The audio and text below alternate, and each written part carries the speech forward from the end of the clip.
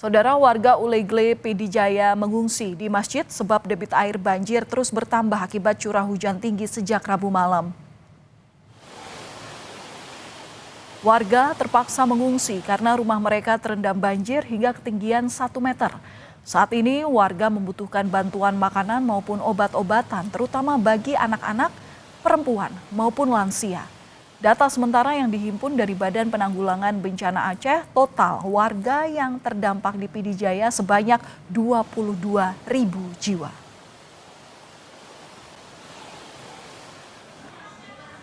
Akibat banjir yang terjadi di pinggiran Sungai Deli, Kota Medan, ratusan warga terpaksa mengungsi di tempat yang lebih tinggi.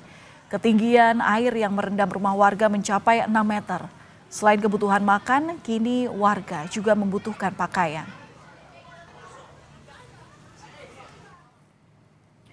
Polda Sumatera Utara menyampaikan laporan situasi bencana alam di wilayah Sumatera Utara, di mana terdapat 221 bencana alam pada tanggal 24 hingga 26 November 2025. Di antaranya tanah longsor, banjir, pohon tumbang, dan puting beliung.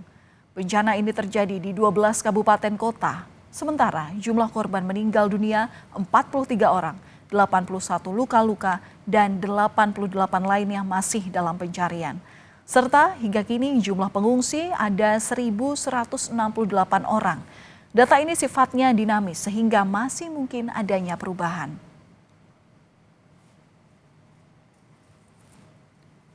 Untuk wilayah Sumatera Barat, Kepala Kantor SAR Sumatera Barat menyatakan sebanyak 17 orang meninggal, 15 mengalami luka-luka dan 5 lainnya masih hilang.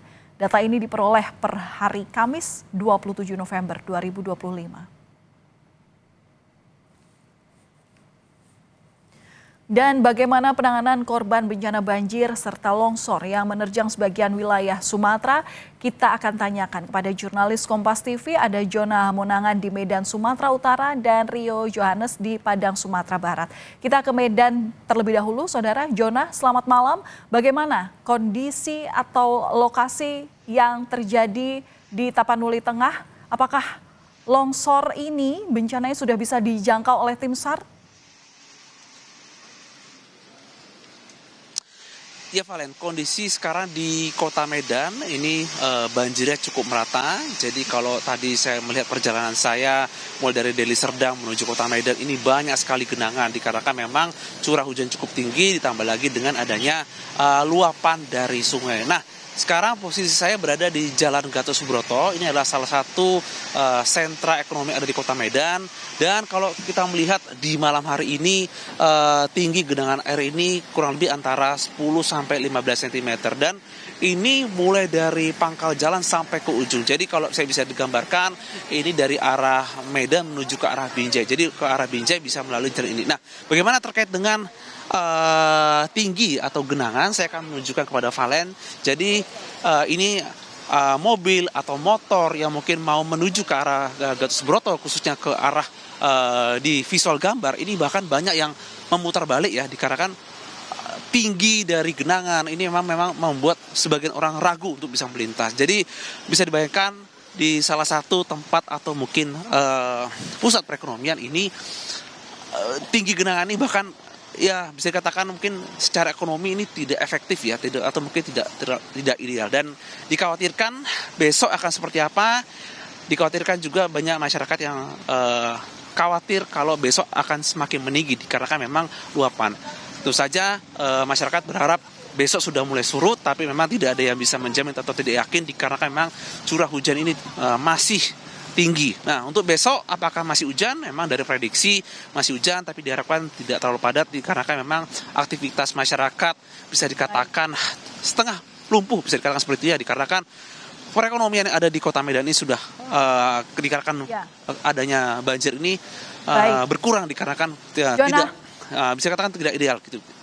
Valen. Ya, Jonas, selain di lokasi Anda, tapi kita ketahui bersama bahwa di Sumatera Utara ini selain banjir juga terjadi longsor. Nah, bagaimana informasi yang Anda himpun terkait hal ini, terutama penanganan pada korban? Apakah Anda juga mendapat infonya? Ya Valen, untuk longsor ini banyak di daerah Tapanuli atau mungkin di daerah di Sumatera Utara di bagian di sekitar di dekat area di Danau Toba. Memang ini banyak sekali akses yang masih terputus atau masih membutuhkan bantuan. Nah, ini memang dibutuhkan upaya cepat dari pemerintah, tidak hanya mungkin bantuan logistik, tapi juga mungkin bantuan penanganan lain, dikarenakan memang banyak dari masyarakat yang bahkan sampai sekarang masih sulit untuk mengontak dari keluarga mereka. Untuk di Medan kami belum melihat ada seperti tanah longsor atau apapun, tapi kalau melihat dari genangannya ini sangat tinggi dan bahkan sudah hampir sejajar dengan kali ataupun sungai. Jadi ini memang cukup mengkhawatirkan. Nah, untuk penanganan seperti apa, saya juga berusaha untuk mengontak khususnya kepada pihak dari Pemprov Sumatera Utara, dan mereka sendiri mengatakan terus mengusahakan agar jangan sampai bantuan ini terlambat. Jadi memang ini dibutuhkan upaya, dan kami masih menunggu apakah besok ini akan ada langkah strategis dari Pemprov Sumatera Utara untuk bisa memberikan logistik atau menjamin logistik khususnya untuk daerah-daerah terdampak seperti daerah di Tapanuli yang memang kerusakan akibat dari longsor ataupun banjir ini memang cukup tinggi, dan tentu saja diharapkan bantuan ini bisa segera meluncur atau terserap kepada masyarakat atau warga di Tapanuli. Ya, bantuan dan penanganan bencana ini dinanti dari pemerintah daerah terutama. Dari Medan, Sumatera Utara, kita bergeser ke Sumatera Barat. Di Padang ada jurnalis Kompas TV Rio Johannes. Rio, di Padang atau di Sumatera Barat ini seperti apa penanganan korban banjir dan longsor di sana? Ya, Valen dan juga saudara, untuk penanganan korban banjir dan longsor ini di Provinsi Sumatera Barat, untuk pencarian dan juga penyisiran lokasi itu memang sudah dihentikan pada pukul 6 sore tadi.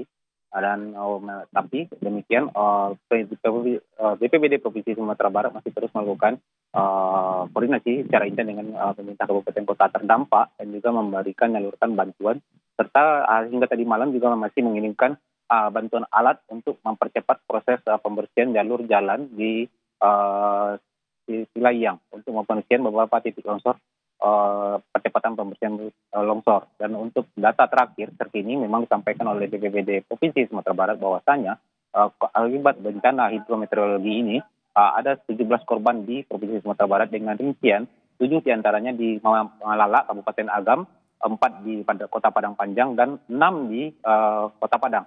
Dan dinyatakan bahwasanya dari 14 kabupaten kota yang terdampak, itu titik terparah memang di Kota Padang dan Kabupaten Agam. Demikian, Valen.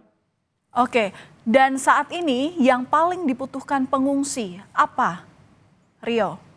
Ya, sejauh pantauan saya yang untuk di TKP saya berada itu di Kota Padang, sejauh ini memang untuk kebutuhan para pengungsi, karena tidak hanya hari ini, pengungsi ini sudah berlangsung sejak beberapa hari yang lalu, karena beberapa hari yang lalu Kota Padang juga dilanda banjir besar, hampir 5 kecamatan dilanda banjir besar, dan beberapa ratusan warga itu diungsikan. Dan sejauh ini untuk kebutuhan warga di pengungsian itu sudah memadai, baik selimut dan kebutuhan makannya. Dan bahkan di daerah Pau, itu di Kecamatan Pau, itu sudah didirikan dapur umum. Dan bencana banjir bandang yang terjadi pada hari ini adalah bencana berulang yang beberapa hari yang lalu sudah terjadi di Kota Padang. Demikian, Pak. Baik, terima kasih atas laporan Anda, jurnalis Kompas TV Rio Johannes langsung dari Padang, Sumatera Barat. Dan sebelumnya ada rekan Jona Hamonangan dari Medan, Sumatera Utara. Terima kasih kawan-kawan, jaga kesehatan kalian.